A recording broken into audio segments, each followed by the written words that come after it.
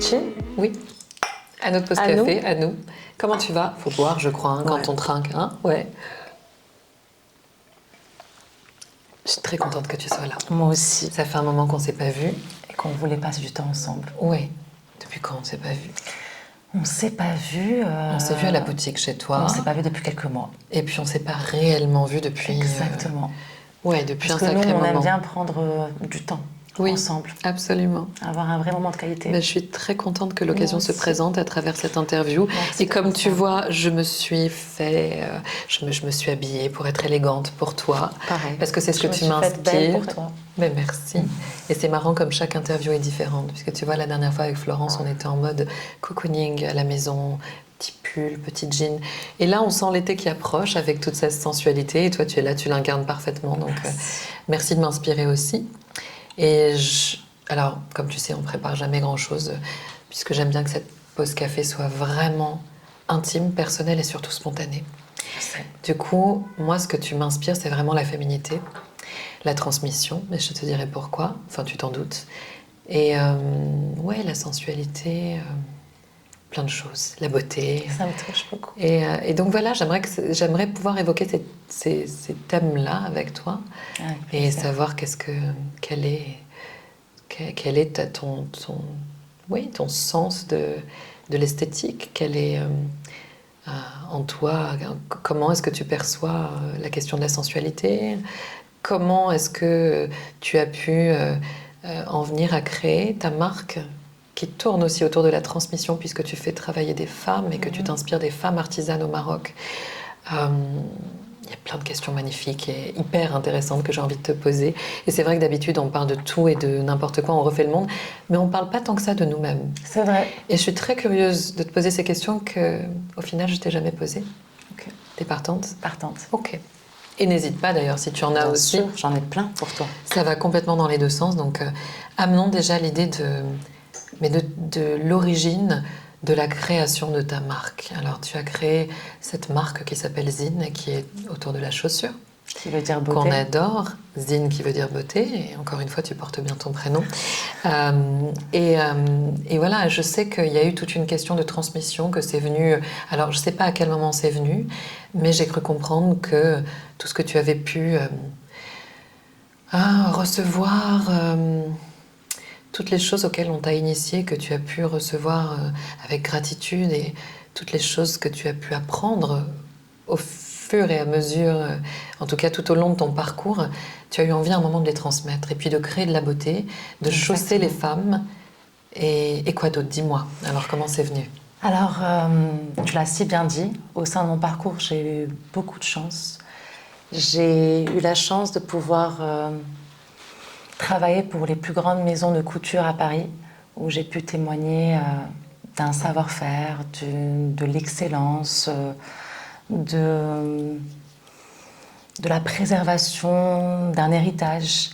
Et en revenant au Maroc, c'était tellement évident pour moi, déjà de pouvoir transmettre à des femmes qui n'ont pas eu la chance comme moi d'avoir une éducation, de pouvoir aller voir d'autres cultures, d'autres savoir-faire, enfin, ce qui était ma passion moi à l'époque. Donc ça a été très évident pour moi de devoir m'entourer de femmes, et pas particulièrement de femmes qui avaient un savoir-faire déjà établi. J'aimais aussi l'idée de pouvoir ouvrir les portes à des femmes qui ne l'avaient pas forcément et qui pouvaient justement pouvoir s'émanciper grâce à un savoir-faire qu'elles allaient recevoir. Et oui, donc... puis tu sais, moi je trouve que la femme, elle apporte quelque chose de puissant. Et je sais pas, c'est cette transmission de mère en fille, de femme en femme, d'atelier en atelier, qui est d'ailleurs l'essence même de l'artisanat chez nous. Les histoires, elles commencent par les mains, tout le temps. Et donc oui, c'était très important pour moi. Et cette notion de transmission, elle continue. Moi, j'en témoigne tout le temps. J'aimerais parler de cette femme qui s'appelle Bouchtaouia. L'exemple arrive direct. Quand je lui ai posé la question, elle m'a dit « Ma mission de vie, c'est de transmettre mon savoir-faire ». Pendant 20 ans, elle a appris à faire du crochet. Et elle a travaillé pour des usines qui faisaient l'export au Maroc. Et aujourd'hui, elle m'a dit, ma mission, c'est de pouvoir transmettre à toutes les femmes de mon quartier. Et c'est là où je me rends compte que la transmission, c'est un acte d'amour, mais c'est aussi une vraie transformation sociale. C'est ce que j'allais te dire, il y a une vraie dimension sociale derrière Zine, pas juste une histoire de mode. D'ailleurs, c'est tout sauf de la mode, puisque c'est assez intemporel, Zine. Exactement, c'est-à-dire que cette notion d'exclusivité, pour moi, c'est beaucoup plus une notion inclusive, à la valeur humaine qu'il va y avoir derrière. Pour moi, j'aime pas parler de mode parce que j'aime créer quelque chose de complètement intemporel, qui justement pourrait se transmettre dans les années, j'imagine. Paire de chaussures que ma nièce, peut-être un jour ma fille, va retrouver et que je vais lui raconter l'histoire. Je trouve que les accessoires ont cette... quand je dis accessoires, ça pourrait être un sac, des chaussures, des bijoux. Mais même un vêtement, finalement, même une chemise ou un... Même un vêtement. Aujourd'hui, je suis tellement heureuse. Tu es arrivée, tu m'as dit tes bagues. Je suis tellement heureuse de pouvoir porter des choses que ma grand-mère a portées et que je porte en sentant que ça lui appartenait. Et je pense que c'est ce qui rend des objets assez uniques. C'est de pouvoir sentir ces intentions, ces gestes, ces silences qui ont été créés pendant la création de ce projet. Ça me rappelle que j'ai des discussions des fois avec des artisanes et que certaines d'entre elles m'ont dit qu'elles avaient une prière avant de commencer leur broderie. Et ça te montre cette notion d'intention qui est derrière. Absolument. Et elles espèrent que ces produits, ces objets, ces chaussures qu'elles vont créer vont toucher le cœur de quelqu'un d'autre. Et je pense que c'est ce qui les rend particulièrement uniques ou spéciales. En tout cas, dans la création à la main, je pense que c'est ce qui est le plus palpable pour moi. Complètement. Mais c'est la différence entre l'industrie et l'artisanat. Et je pense que... cette lenteur, cette passion, et puis l'intention de l'amour. Et c'est drôle parce que tu me parles de ça, mais j'ai lu un texte sur la pause café précédente avec Florence, un texte qui parle de tout ce qui est fait main. En disant ce qui est fait main, c'est fait avec le cœur. Les mains sont le prolongement du cœur. Les masseuses le savent, les cuisinières le savent. Les brodeuses. Les brodeuses, absolument. Toutes les petites mains. D'ailleurs, même dans la mode, on sait qu'à l'origine, il y a des petites mains derrière les grands créateurs et que c'est elles qui font tout. Et les femmes sont finalement à l'origine de la mode, sauf que les hommes se sont appropriés la chose à travers toutes ces grandes marques industrielles. Exactement. Alors, de façon très objective, je travaille aussi avec des hommes très talentueux. Mais j'en ai aucun doute. Mais j'ai cette envie de particulièrement travailler avec des femmes. Et j'ai l'impression que ça apporte je ne sais pas si c'est une amplification ou si c'est un mouvement, mais en tout cas, j'aimerais croire que j'y contribue. Tu sais, ça me fait penser au fait que l'essence de la femme est différente de celle de l'homme. L'homme est productif, il est the provider, donc forcément, il y a plus cette notion de rentabilité, de performance qui entre en jeu. La femme est nourricière. Et du coup, tous ces rituels, toute cette intention d'amour, je ne dis pas que les hommes n'en sont pas capables, bien au contraire, et on a des artistes extraordinaires et de talents qui mettent une intention sublime dans tout ce qu'ils font. Mais c'est vrai que cette intention d'amour... c'est comme allaiter un enfant au final, tu vois.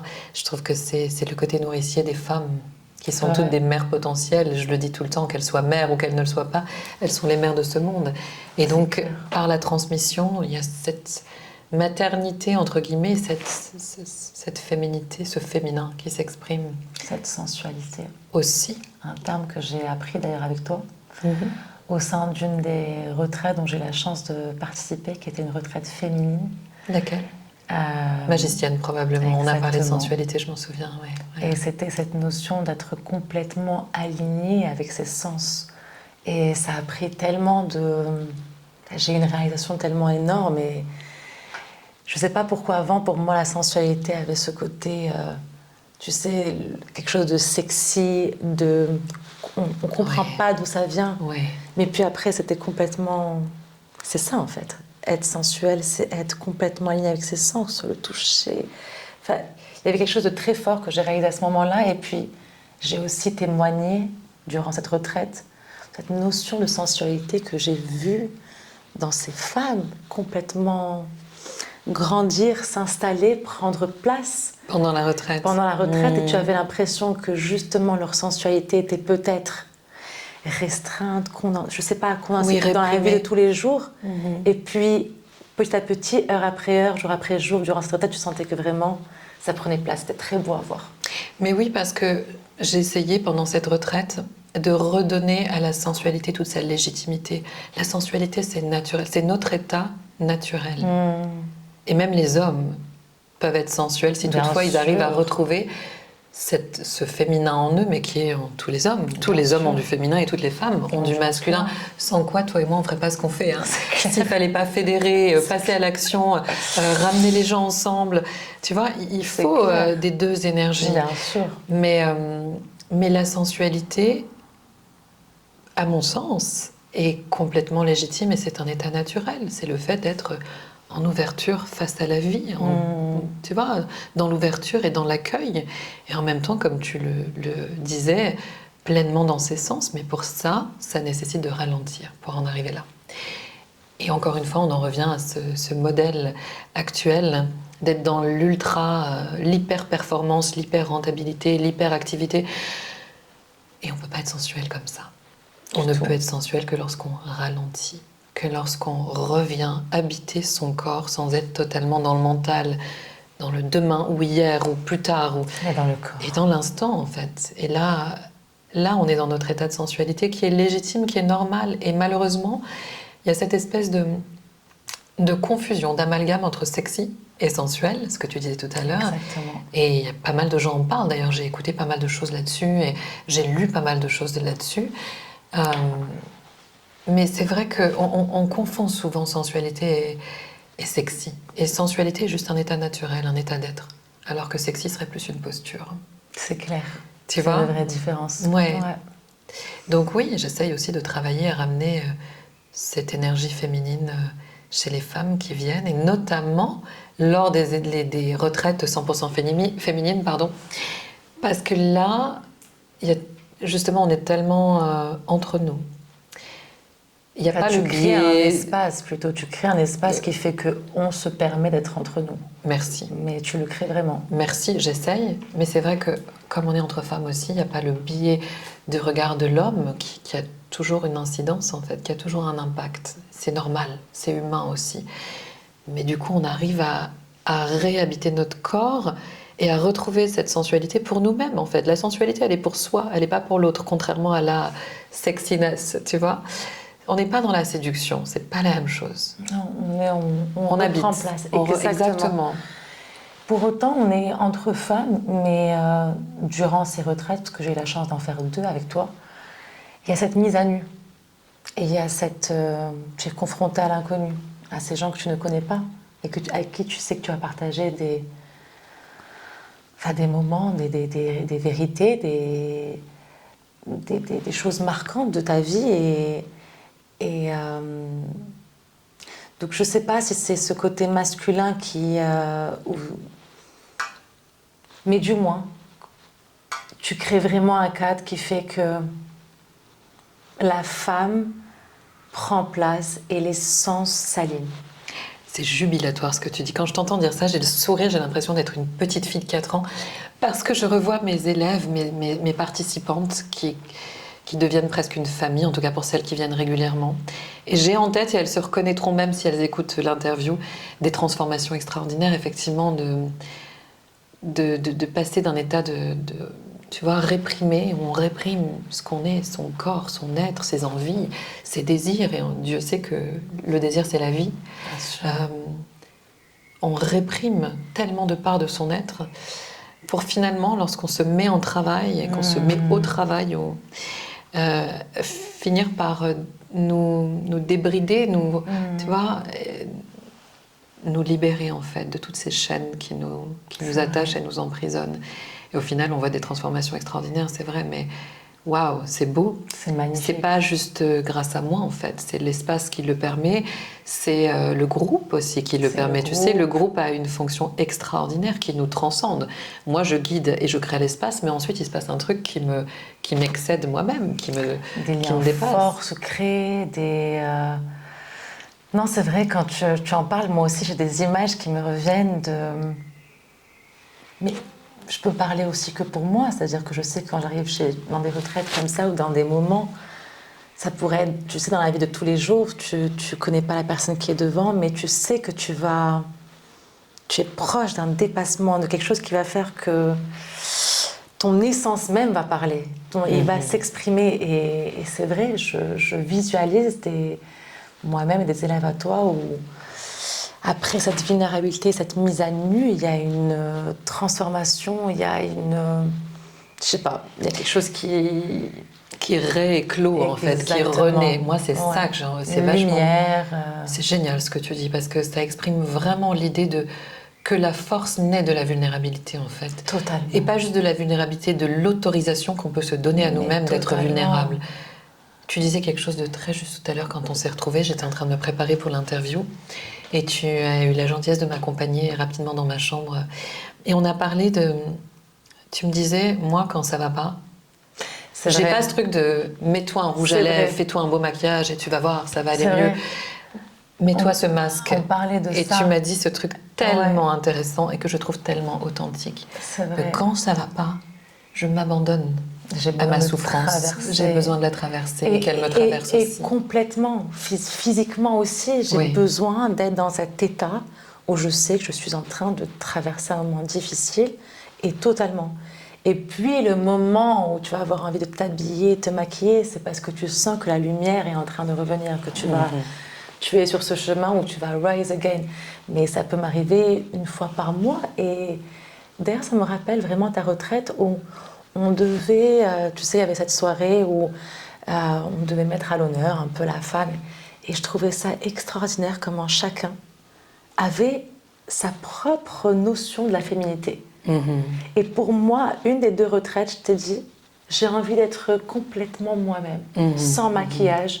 Et c'était aussi pour moi cette notion de la féminité où je me sens complètement belle et moi-même devant toutes ces femmes, même si elles avaient besoin de faire ça. Moi, c'était ma propre notion. Oui. Et je trouvais ça fort de ma part de ne pas avoir besoin de faire comme les autres, mais justement de dire j'ai aussi besoin de me trouver très belle avec ma lumière, sans aucun artifice. Qui peuvent être des vêtements, qui peuvent être du maquillage, qui peuvent être un masque. Et ouais, je trouve ça assez fort de pouvoir le faire quand on le ressent et de ne pas avoir cette pression de devoir le faire pour les autres. Mais c'est ça, tu vois, la notion de sensualité. À mon sens, c'est pour toi que tu es sensuelle. Exactement. Tu es sexy pour quelqu'un, mais tu es sensuelle pour toi-même. Ça commence par soi. Et c'est s'honorer dans sa vérité, dans ses sens, dans ses besoins. Exactement. Tu vois, une femme qui est à l'écoute de ses besoins est beaucoup plus sensuelle qu'une femme qui est complètement déconnectée d'elle-même et qui ne sait même plus ni quels sont ses besoins, ni ses désirs, ni ses envies, ni ses rêves, ni ce que son corps lui dit. Exactement. Ouais. Bah, ça me rappelle ma relation avec ma maman où elle va souvent me dire « Habille-toi plus, mets un petit peu de make-up, fais ci, fais ça ». Et pendant longtemps, ça m'a... Je ne sais pas si ça m'a frustrée ou si ça m'a mis un peu en colère.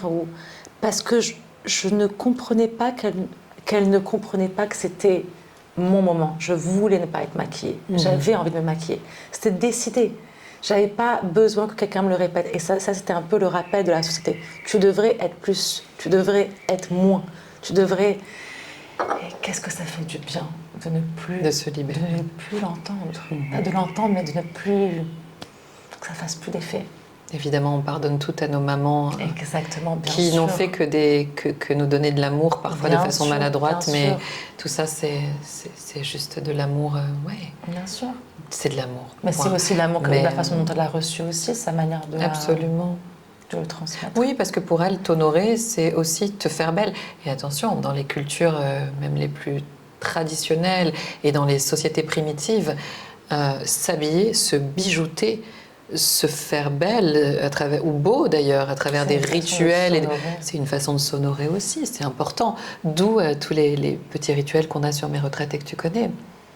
Après, ce qui est important, et tu l'as très bien dit, c'est de le faire à sa façon. C'est-à-dire que si toi, tu t'honores en venant complètement naturel, sans un brin de maquillage ou d'artifice, et que tu te sens belle comme ça, c'est pour moi merveilleux, pour moi c'est réussi.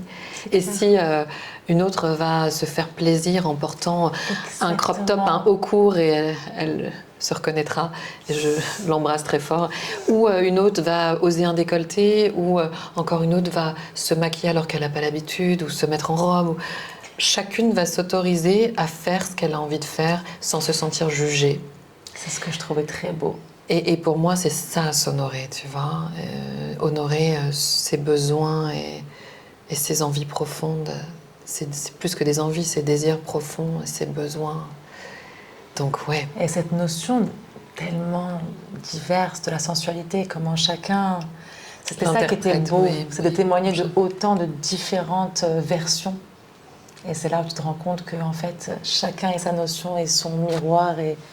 Chacun, je dirais, je viens de dire l'interprète, mais c'est pas du tout une question d'interprétation parce que ça doit pas être si mental que ça.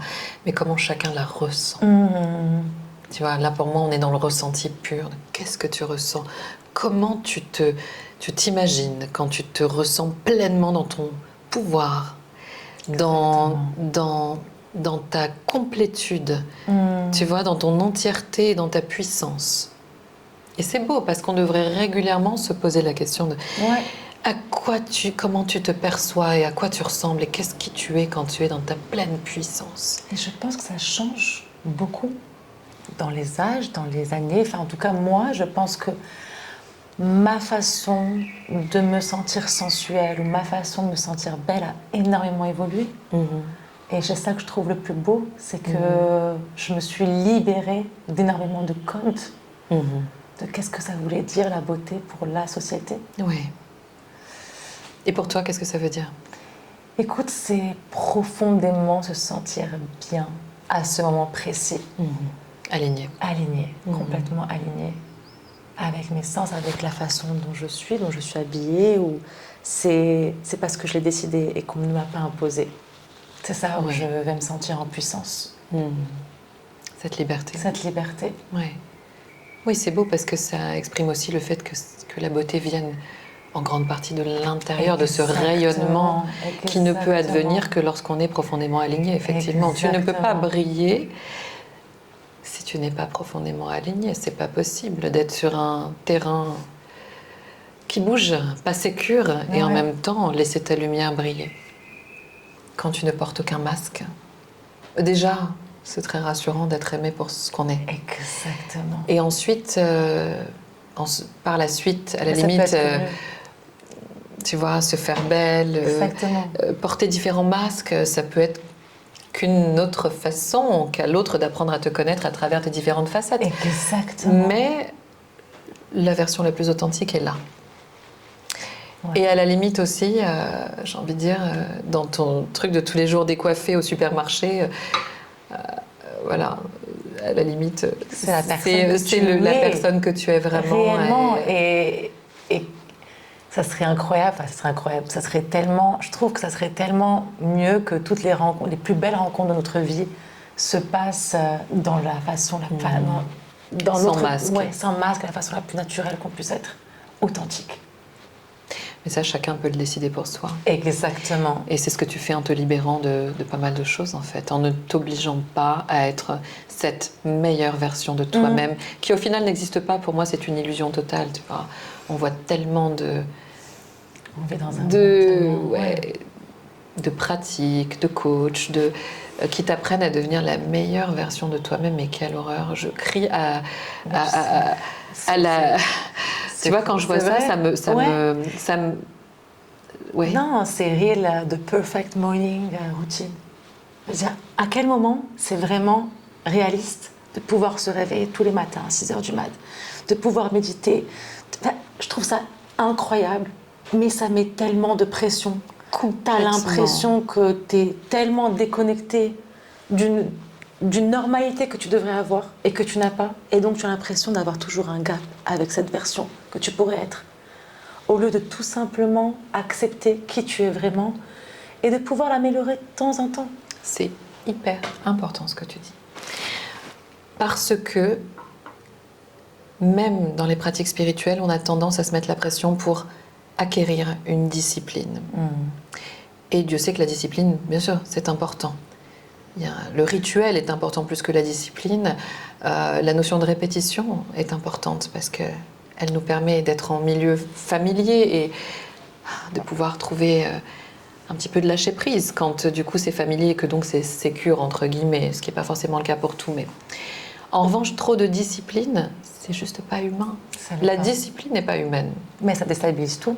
Tu vois ? Et pour moi, être réellement sur un chemin spirituel, ça doit vouloir dire aussi savoir ne pas être discipliné de temps en temps. C'est-à-dire rester avant tout humain. Tu vois ce que je veux dire ? Ouais.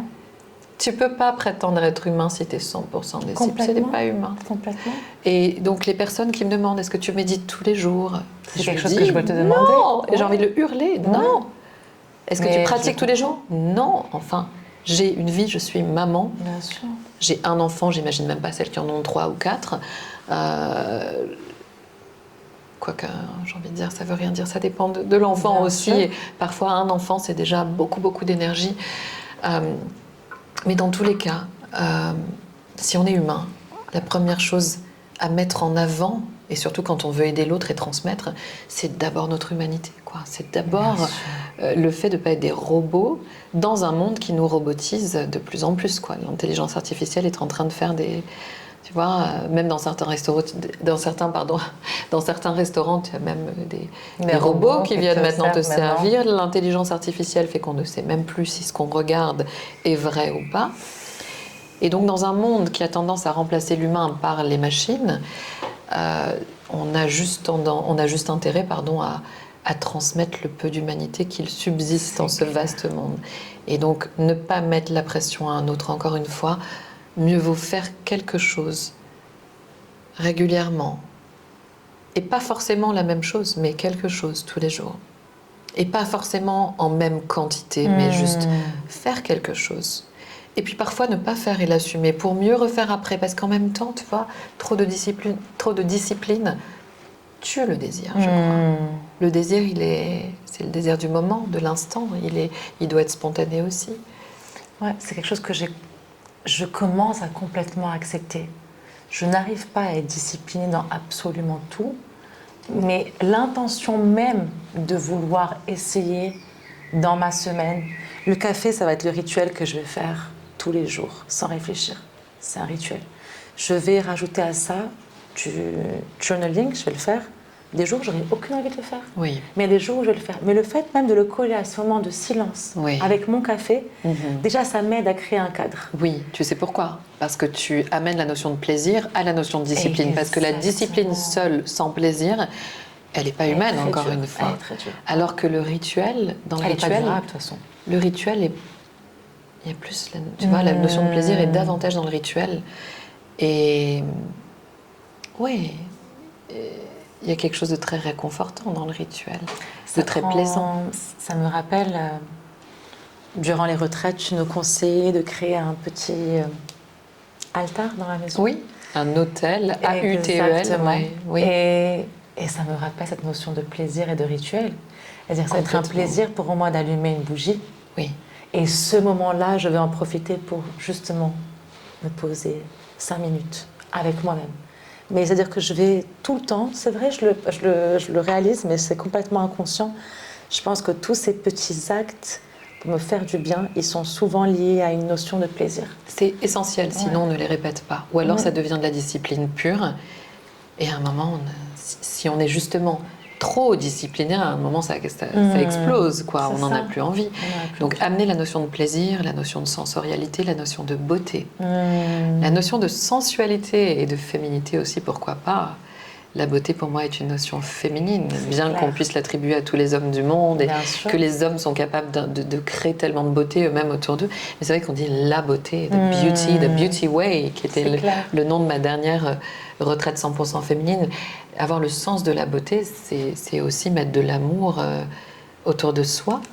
Et dès lors, toute habitude ou toute discipline devient plutôt rituel. Tu vois, ça peut être son café, ça peut être faire son lit le matin. Moi, j'adore ça parce qu'il y a du plaisir à retrouver des draps et un lit bien fait pour mieux s'y replonger. Le plaisir de mettre de l'ordre, de créer de l'harmonie. Ça peut être quoi? Juste appliquer sa crème de jour en prenant le temps de ressentir, tu vois, en prenant le temps de la sensualité. Ouais. Quel est ton rituel, toi, du coup? Écoute, prendre un bain chaud, me mettre de la musique, allumer une bougie, c'est vraiment un moment pour moi de pur plaisir, mais qui va me permettre aussi de m'évader complètement. Faire mon lit le matin, mais rajouter un spray d'odeur. Je vais avoir besoin d'activer ma sensorialité, ça va me faire du bien de ressentir cette odeur et de sentir aussi que je peux commencer la journée parce que voilà, j'ai remis de l'ordre après mon sommeil. Et tu prends le temps de t'étirer le matin ou pas? C'est une question que je pose souvent. Tu sais, avant je le faisais et puis après j'ai découvert aussi. C'est très bizarre ce que je vais te dire. Tu sais que j'ai perdu quelqu'un il n'y a pas longtemps de très proche. Et la notion de bouger a été plus importante que s'étirer à des moments de ma vie. C'est très bizarre. Quand je traverse la tristesse, j'ai ce besoin de bouger. Mon corps, je vais avoir l'impression de faire bouger à l'intérieur. C'est pas qu'une impression, je te rassure. Ça commence à être un besoin et ça fait pas mal de temps que c'est beaucoup plus des mouvements de libération intérieure que de s'étirer. Oui, enfin, tu ne les fais peut-être pas le matin au réveil. Moi, je parlais du réveil le matin. Évidemment, mais ça revient... Tu fais pas ça le matin au réveil encore? Franchement, ça m'arrive le matin. De te lever en mode... Ça m'arrive le matin de mettre de la musique, d'être devant le miroir et de pouvoir bouger. Bien sûr, ça prend... C'est beaucoup plus lent que ça aurait pu être. Oui, bien sûr, mais je veux dire que tu te réveilles pas comme ça. Non, évidemment. C'est de ça que je parle. C'est-à-dire que le réveil, quand je dis est-ce que tu t'étires le matin, c'est pas pour te demander si tu fais un cours de yin le matin après ton petit déjeuner. C'est vraiment est-ce que je dans les premières secondes, tu prends le exact. Oui, je le fais. Je vois ton chat, il s'étire et pour moi, c'est merveilleux. Le chat est un maître spirituel absolu. Je le dis, l'enfant de 4 ans et le chat sont des maîtres spirituels. Je le vois et je dis quelle vie de chat, c'est-à-dire que ça fait du bien de s'étirer, tu vois, de prendre du soin de ce... Je crois que tout le monde n'aime pas les chats. Déjà, la connexion avec le chat est beaucoup plus difficile que celle avec le chien, qui est évidente, et le chien est là, il est dépendant, et il montre sa dépendance affective. Il faut s'apprivoiser, il faut prendre du temps. Mais j'ai l'impression que quand on l'aime pas, c'est parce que il nous renvoie quelque chose de nous-mêmes qu'on ne s'autorise pas. Exactement. Tu vois, ce truc de je vis pour moi. Tu es chez moi. Tu dois prendre soin de moi parce que je suis le roi, donc je délègue aussi. Je contemple, je prends le temps de m'arrêter. Je dors autant que j'en ai besoin. Je m'étire. J'arrête le temps. Je fais ma propre douche, je prends soin de moi. Complètement. Et puis, moi j'ai eu 2 chats et il va aussi te faire sentir quand tu as dépassé le cadre que vous êtes mis. Complètement. C'est-à-dire que tu vas vraiment le ressentir. Il va tout faire pour que tu le sentes. Voilà, tu m'as fait du mal, je te le montre. Oui. Oui, moi les miens se laissent pas faire. Si tu as une caresse un peu trop insistante ou quelque chose qui leur déplaît, ils mordent, ils griffent. Et c'est ok, je peux pas leur en vouloir. Je sais que j'ai dépassé la limite. Moi aussi. Quand j'avais ces actes, je me rendais compte. Ok, fair enough, c'était moi. C'est passionnant les chats. Et d'ailleurs, j'invite toutes les personnes qui nous écoutent à adopter un chat et à s'inspirer des chats. Il y a tellement de chats dans les rues. C'est clair. Avec tout ce et tellement de petits orphelins. Oui, exactement. Avec tout ce qui se passe en ce moment, c'est important de le dire. Adoptez vos animaux plutôt que de les acheter. Et adopter un chat. Mais on a tout à apprendre des chats. C'est clair. On devrait vivre comme des chats. Et c'est pour ça que je t'ai posé la question de l'étirement du matin, parce que ça me semble capital de ne pas faire violence à son corps et de commencer dans la douceur pour passer d'un état à l'autre. J'ai presque envie de dire d'un monde à l'autre. Tu sais, moi j'ai l'impression, je suis quelqu'un qui rêve beaucoup. Et j'ai l'impression de passer littéralement, si c'est pas d'une vie à l'autre, mais d'un monde à l'autre quand je me réveille le matin. Et si je fais violence à mon corps dans les journées qui commencent très tôt, il faut vite se lever, vite... Mais ça me plaît pas plus que ça, tu vois. Parce que j'ai conscience que c'est violent, en fait. J'ai adoré que c'est quelque chose que tu incarnes et tu m'as dit, moi le matin, je prends mon temps. C'est-à-dire c'est une règle que tu t'es imposée. Oui, oui. Quitte à me réveiller bien avant l'heure. Je comprends. Pour avoir le temps. Pour avoir ce temps-là. Et alors moi, le problème, c'est que j'aime tellement dormir que je vais limite dépasser ce temps tellement je vais savourer ce moment au lit. Et je vais vraiment m'étirer, mais c'est-à-dire que c'est... rire parce que je me revois tellement en toi. Mais moi, je savoure ça. Mais moi aussi. Et rappelle-toi, les matins en retraite. C'est-à-dire que je me prépare, tu vois, la veille pour savoir que c'est... Mais on a de la chance. Franchement... Mais on a de la chance et il faut le rappeler aux gens. Exactement. Tu sais, moi j'ai entendu une phrase très dure que je vais poser ici, et c'est pas grave, on est en interview et c'est personnel, mais peu importe. L'une des personnes les plus proches de moi au moment où je devenais maman et que mon petit garçon avait 1 an, me culpabilise un jour en me disant mais il n'y a aucune maman, et c'était en plein Covid, je venais d'être opérée et je pouvais pas bouger. Et donc c'était un moment pas évident. Et quand enfin on a fait du télétravail et qu'on n'était pas au bureau à 8h du matin, parce qu'à l'époque je bossais en tant que psychologue dans les écoles, en plus du cabinet, et en faisant des grasses mat, parce que là mon corps a lâché, ça faisait 1 an que j'allaitais mon petit garçon, que je courais tous les matins très tôt. Mais cette personne m'a dit mais il n'y a aucune maman d'un enfant d'1 an qui fait des grasses mat jusqu'à 11h. Et je trouve qu'on culpabilise tellement les hommes et les femmes de dormir. Mais quand vous avez besoin de dormir, les amis, dormez. Il n'y a rien de plus important que le sommeil. Chez moi, en tout cas, c'est presque plus important que la nourriture. Tu vois, me régénérer, dormir, me recharger comme un chat. Les chats dorment 18h sur 24. Je sais. Parce que ce sont tellement des êtres énergétiques qui vont absorber l'énergie des autres pour réajuster l'énergie de l'espace. Qu'ils ont besoin de se recharger parce qu'ils absorbent en continu. Mais je souris parce que, tu sais, je l'ai déjà dit, j'ai hâte un jour d'avoir des enfants, mais qu'est-ce que j'anticipe le jour où j'aurai moins de sommeil et que je ne serai plus, mais c'est vrai, je te jure que je ne serai plus maître de mon sommeil, c'est une question, de mon repos, du moment où je sais que mon corps me demande de décharger maintenant. C'est maintenant qu'il faut se... C'est fou, hein, mais je l'ai déjà dit très spontanément. Mais tu sais, je pense que ça joue beaucoup sur le moral des mamans. J'en suis sûre. Parce que ne pas pouvoir dormir est un instrument de torture, tu le sais. Bien sûr. Et je crois, et d'ailleurs c'est ce qui m'est arrivé, le jour où j'ai eu mon enfant, de me dire, mais un jour tu vas dormir. Ça va venir, dans 3 jours là, il vient de naître, et puis dans quelques semaines, et puis dans quelques mois.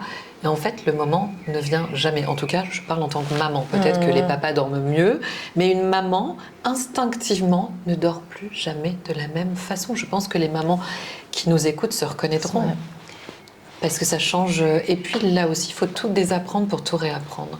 Comment arriver à me respecter suffisamment pour déjà ne pas prêter attention aux exigences de la société qui voudrait qu'on dorme moins, qu'on soit plus efficace, qui voudrait normaliser le manque de sommeil.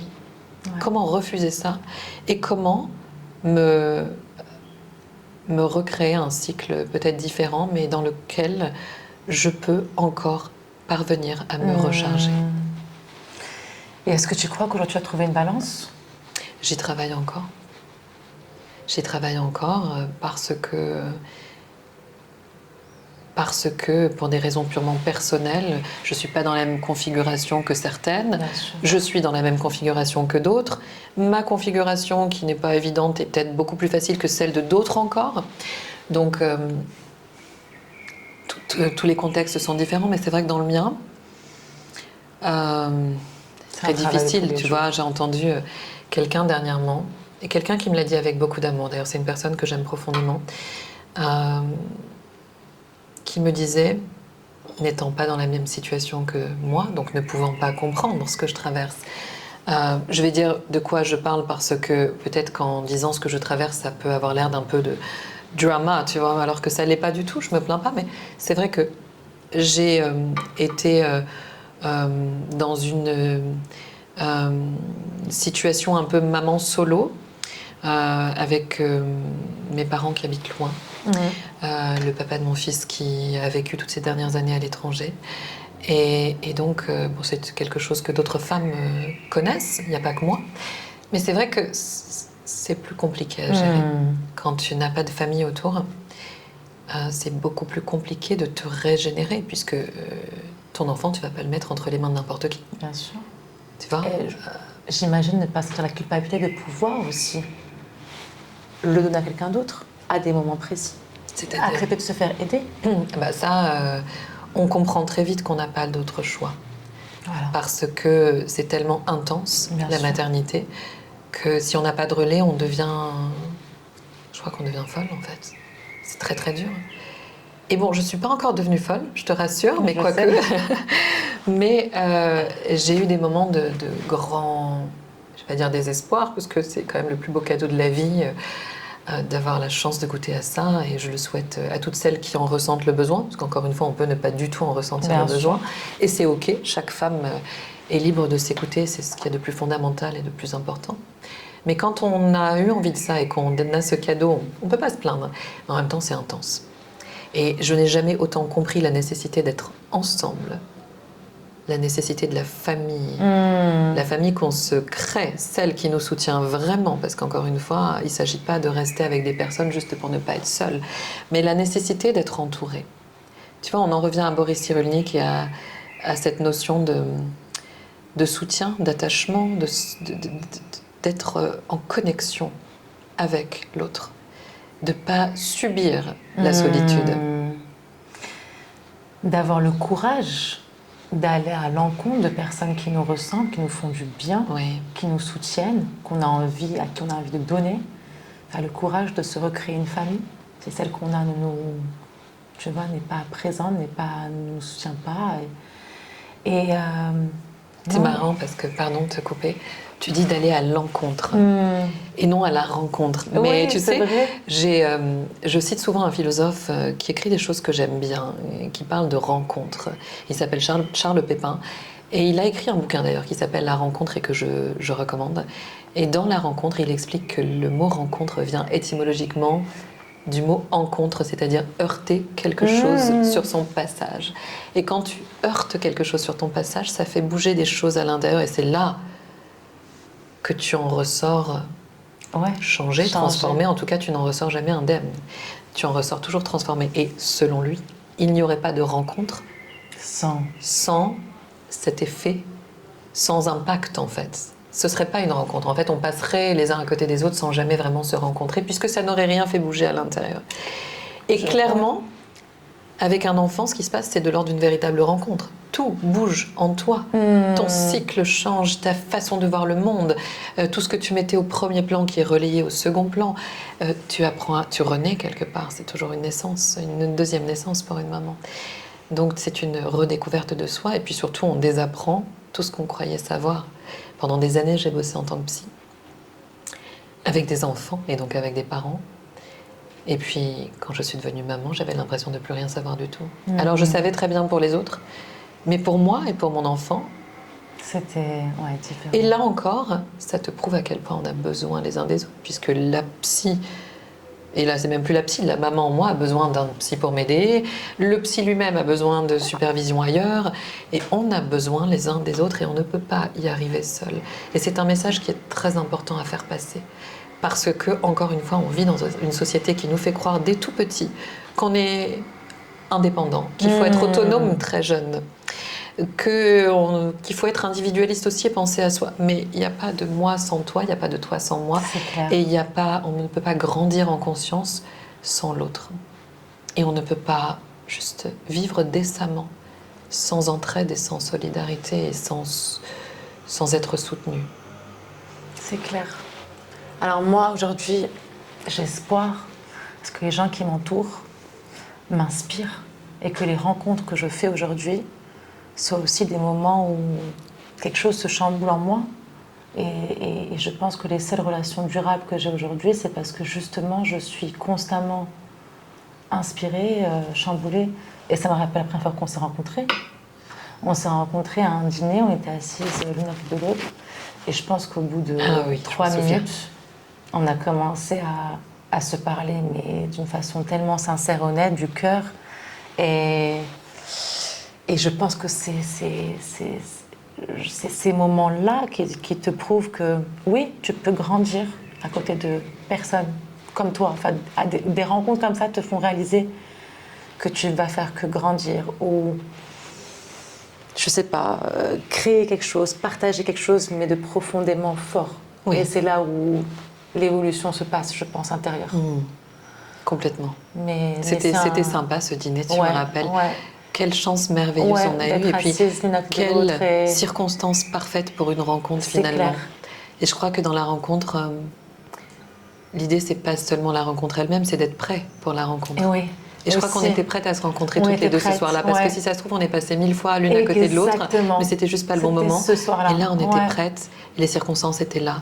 Mais comme quoi, quand les circonstances sont là, il faut pouvoir s'ouvrir.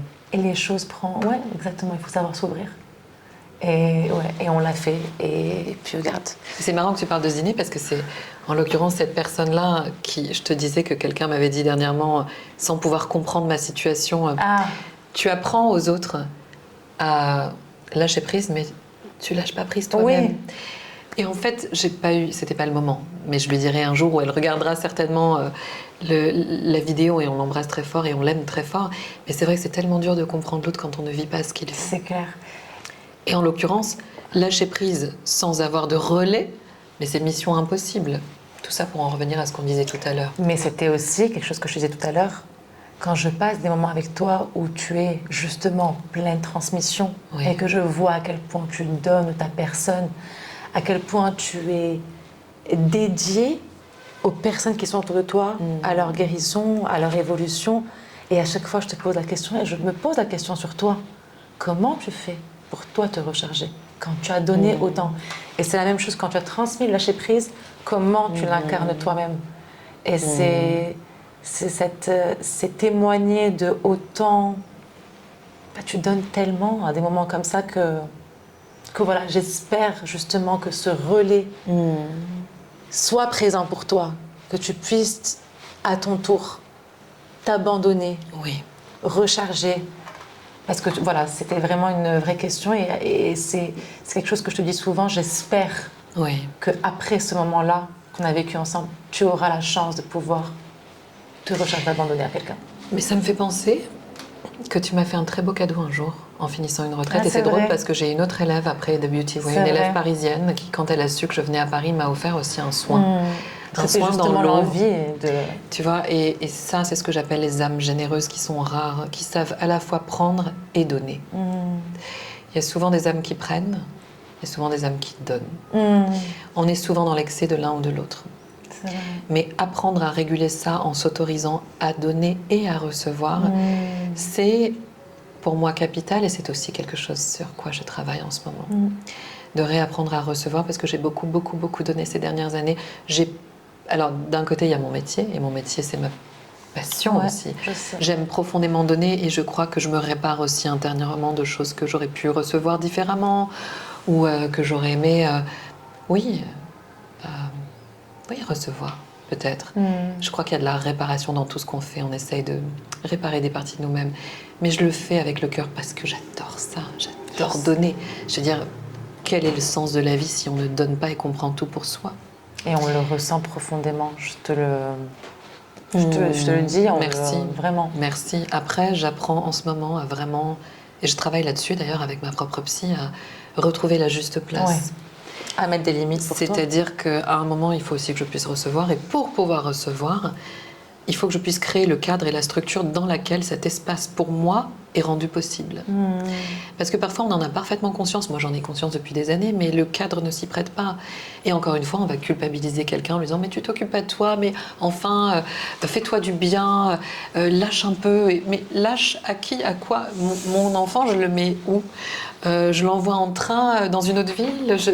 Non, tu vois. Non, j'ai pas fait un enfant pour pas m'en occuper. Après, oui, les choses se structurent et la vie, et tout n'est que transitoire. Ça m'aide beaucoup. Maintenant, tu as dit quelque chose d'extraordinaire tout à l'heure sur quoi j'ai pas rebondi tout de suite. Il me semble que tu en as parlé soit pendant l'interview, soit juste avant, quand je me préparais. Mais tu disais, je suis tellement plus aujourd'hui dans l'acceptation de qui je suis, plutôt que dans la quête de transformation. Et c'est vrai qu'on travaille tous à changer pour C'est clair. devenir cette soi-disant illusoire et chimérique meilleure version de nous-mêmes au lieu de travailler à mieux s'accepter.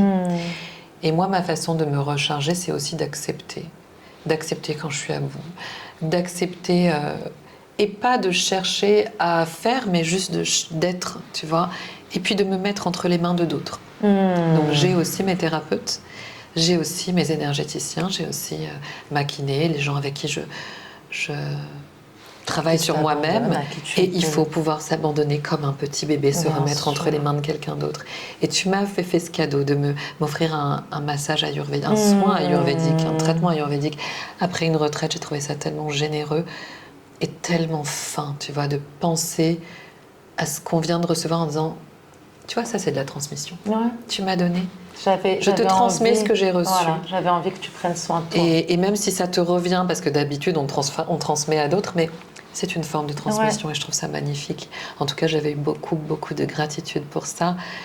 Et ça m'étonne agréablement, toujours. Ça me surprend agréablement de voir que certaines personnes, encore une fois, ne prennent pas sans oublier de donner, de rendre. C'est beau. Tu sais, la vie devrait être comme ça. C'est clair. Notre rapport au monde et même à la terre. Bien et c'est le principe de la permaculture.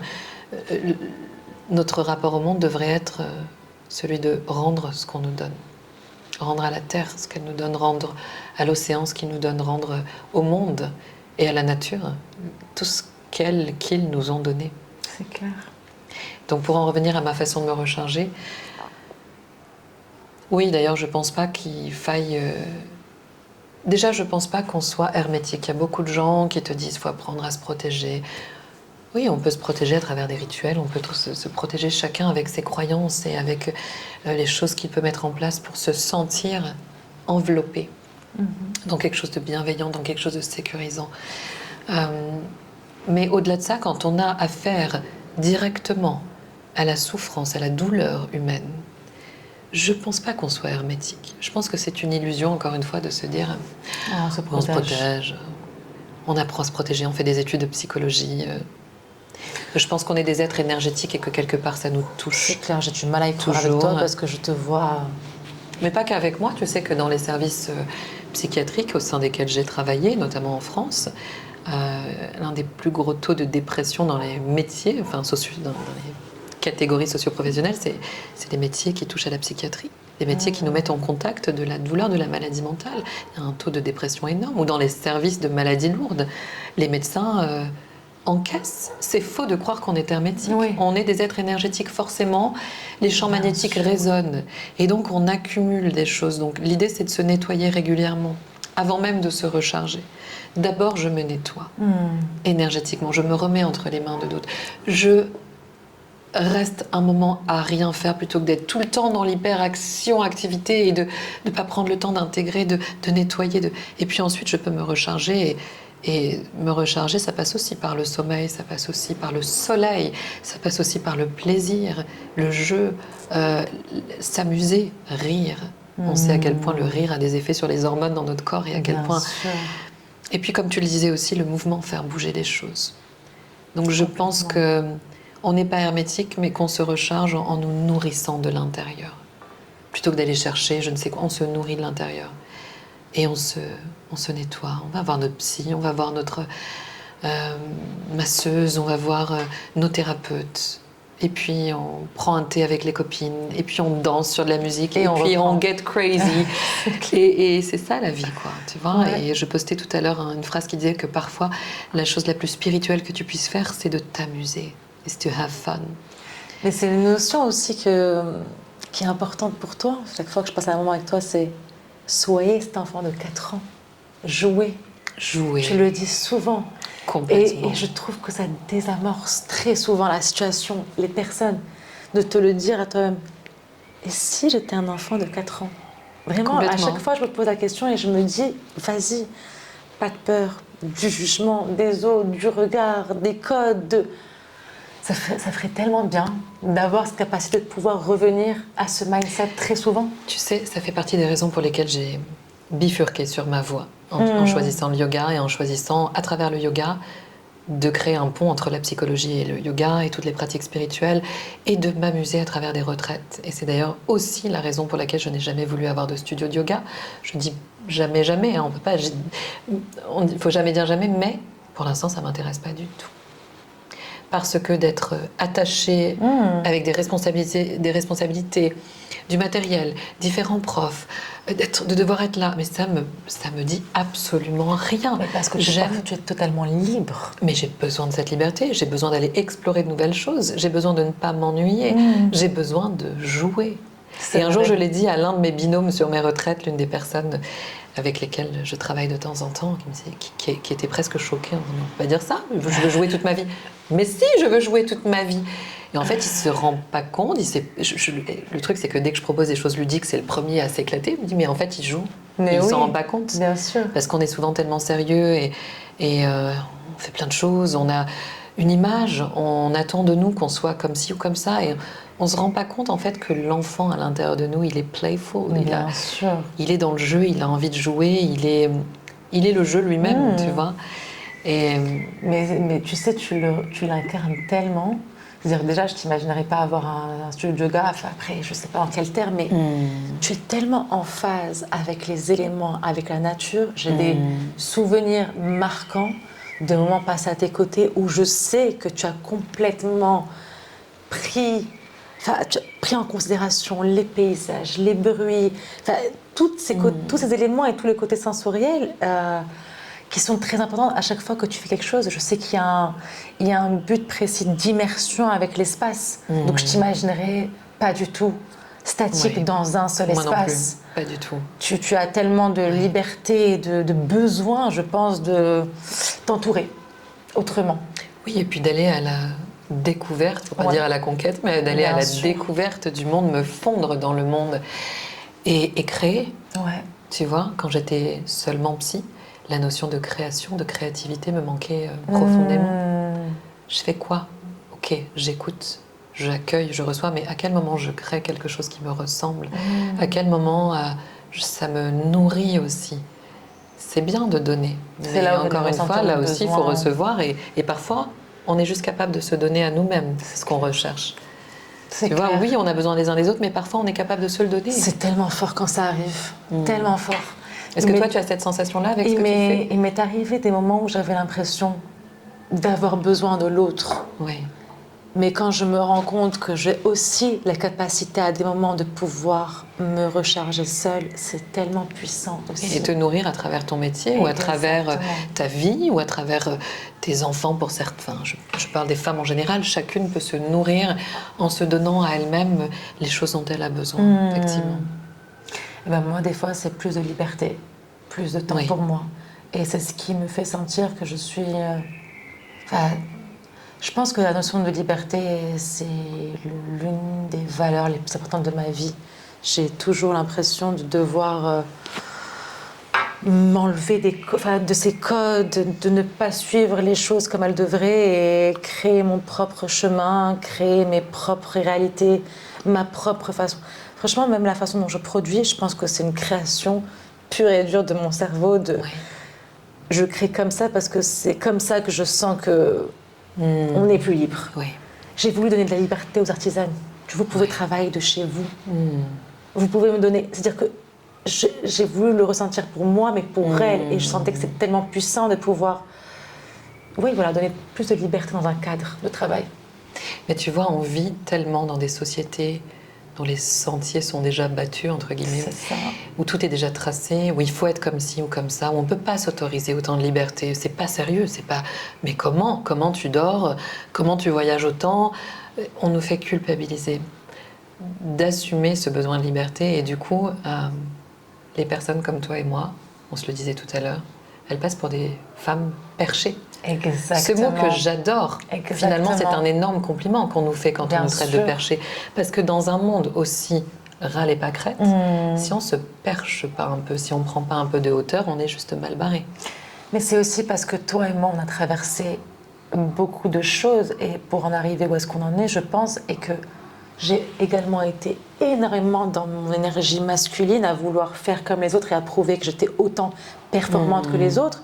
Et c'est là où je me suis perdue.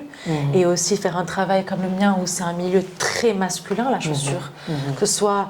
Et je parle même pas de tout ce qui est broderie, perlage, où j'ai la chance de pouvoir m'entourer, mais le job en soi, il est très masculin. Et j'ai été affrontée à tellement d'interactions où j'avais besoin de prouver mon savoir, ma façon de faire, ma façon de réfléchir. Et c'était une constante... j'avais l'impression que c'est une constante bataille. Et aujourd'hui, qu'est-ce que ça fait du bien de pouvoir être dans ma propre réalité, ma propre liberté.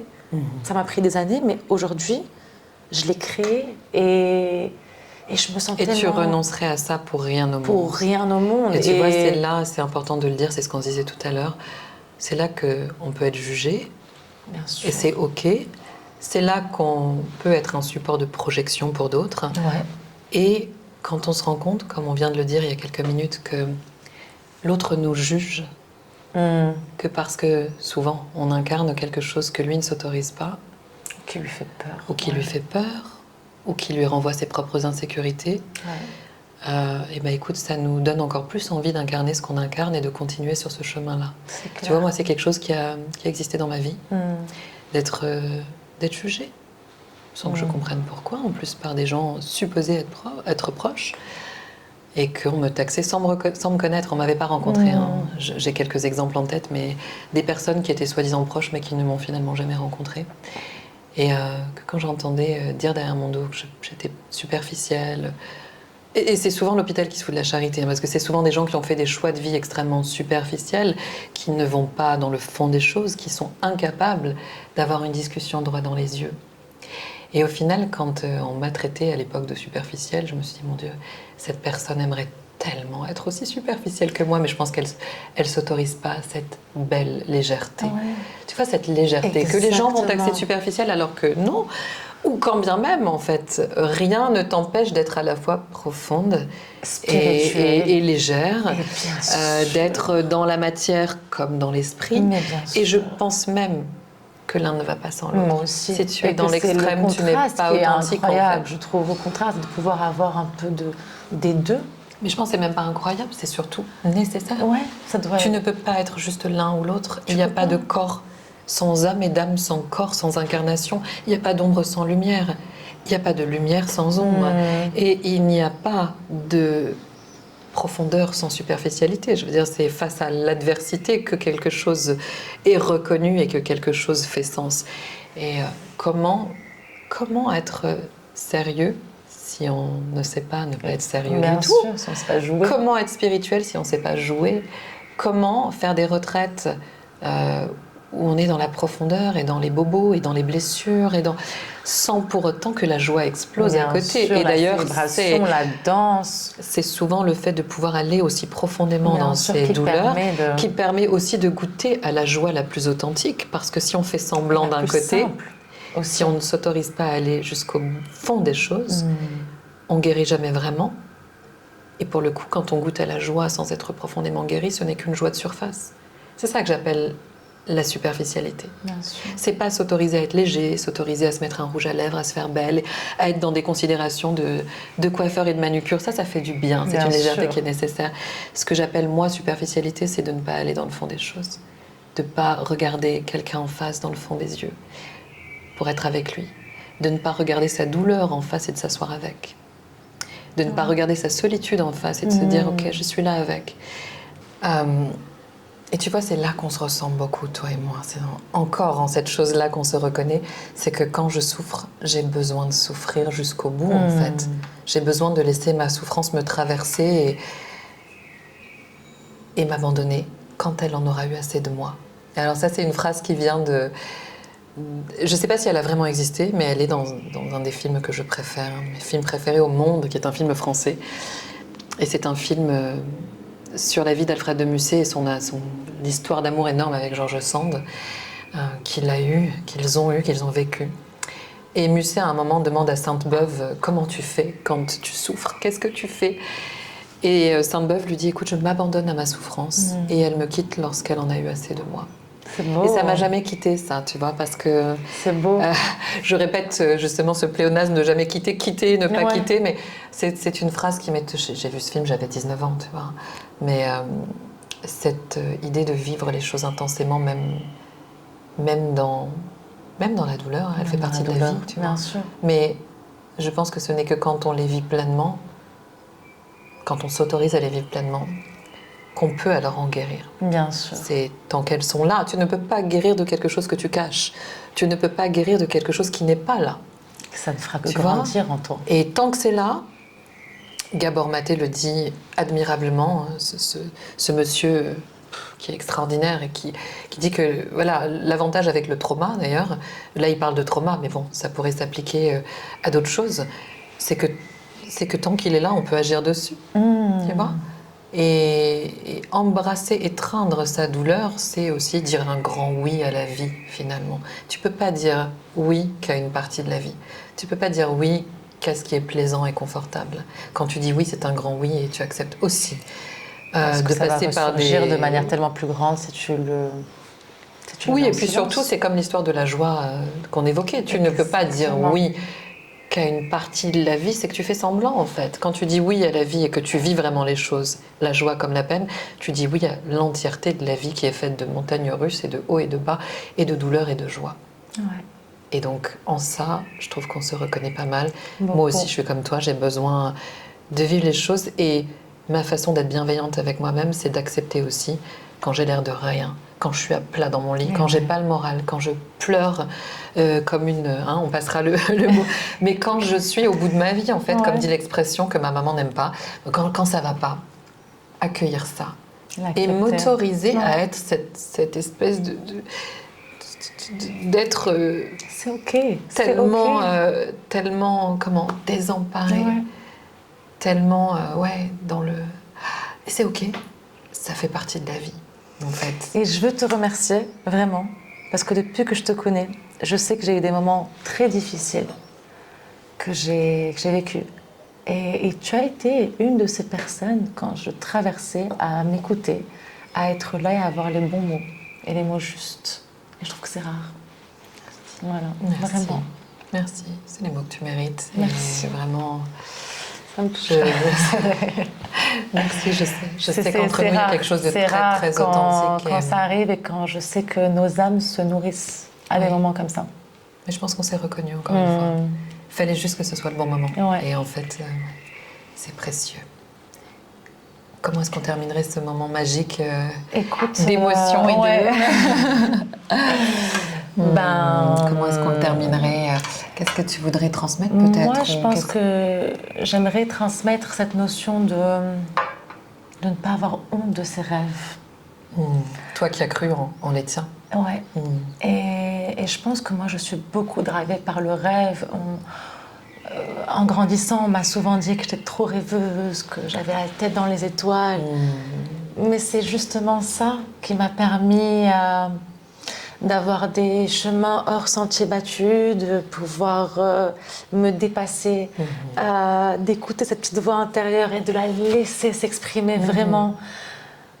D'avoir peur du regard des autres, mais en même temps, d'y aller. D'y aller malgré tout. D'y aller. Il est là et on te jugera tout le temps, on te dira tout le temps que ton idée est folle, que ton rêve est trop grand ou qu'il n'est pas assez. Ou que... Vas-y. Moi, si j'ai un conseil à donner, c'est vas-y et tu verras plus tard. Mais va jusqu'au profond parce que les regrets peuvent être tellement grands. La vie peut être tellement courte. Que si tu as une voix, si tu as une idée, si tu as un rêve, n'aie pas peur d'être jugé. N'aie pas peur d'être jugé. Fonce. Vas-y, fonce. Oui. Et ben j'en profite pour aussi faire passer ce message aux parents et aux tontons et aux tatas et aux adultes de ce monde qui éduquent des enfants ou qui sont au contact d'enfants, qui peuvent peut-être planter une petite graine. Tu sais, parfois des années après mon exercice dans les écoles en tant que psychologue, j'ai reçu des mails d'enfants. Mais incroyable, ou des messages sur les réseaux d'enfants qui me retrouvaient en me disant « Vous nous avez appris qu'on pouvait vivre de sa passion, qu'on pouvait s'écouter. » C'est fou, je n'avais pas conscience de faire ça à l'époque. Et je te dis ça parce que on a trop tendance à juger Bien ce qui est sûr. différent de nous, ce Bien qu'on ne sûr. comprend pas, ou à juger l'autre dès lors qu'il a l'audace juste de rêver. Je ne dis même pas de suivre ses rêves, juste de rêver. Moi, je suis une rêveuse comme toi. Je crois que sur tous mes bulletins scolaires, sans exception, il y avait marqué rêveuse. Eh ben, encore rêveuse. Donc, je te comprends à 1000%, mais j'aimerais transmettre aux parents et aux tatas et aux tontons et aux adultes de ce monde le fait de sensibiliser la génération montante à plus d'empathie et à moins de jugement.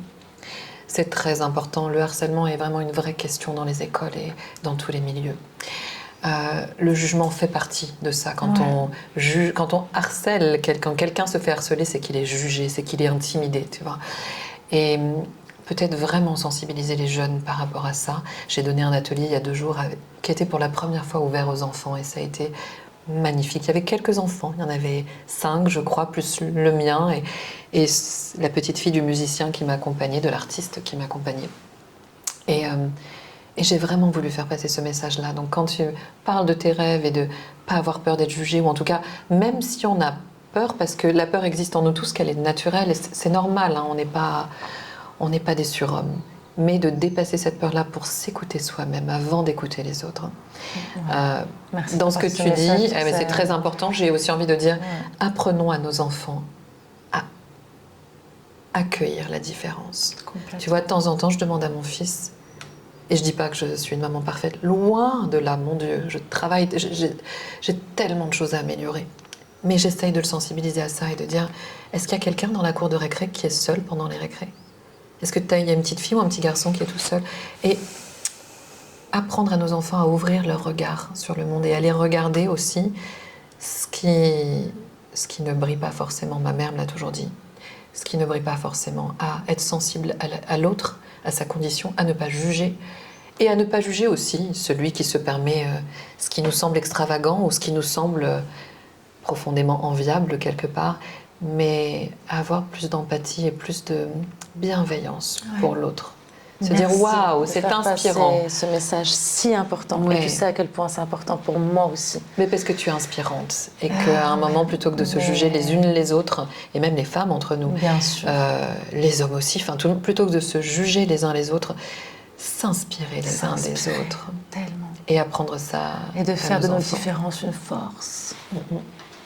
Merci. Merci à toi. Merci pour ce moment. Merci. C'était trop chouette. Ouais, à vraiment. refaire. À refaire. D'autres pauses café, d'autres pauses thé, d'autres Ouais. café en l'occurrence. Merci hein. à Delonghi. Comment tu de nous t'as avoir, trouvé réunis. ma super machine Tellement à café, sans Tellement aluminium, sans capsule, avec des grains moulus. Léger, t'as vu bon, savoureux. Ouais, bah écoute, voilà, moi je l'apprécie mon petit café qui est devenu un rituel aussi finalement. Alors, Léger, mais ouais. à nous encore une fois. À nous. Et Chez un nous. très prochain café ensemble. Ouais.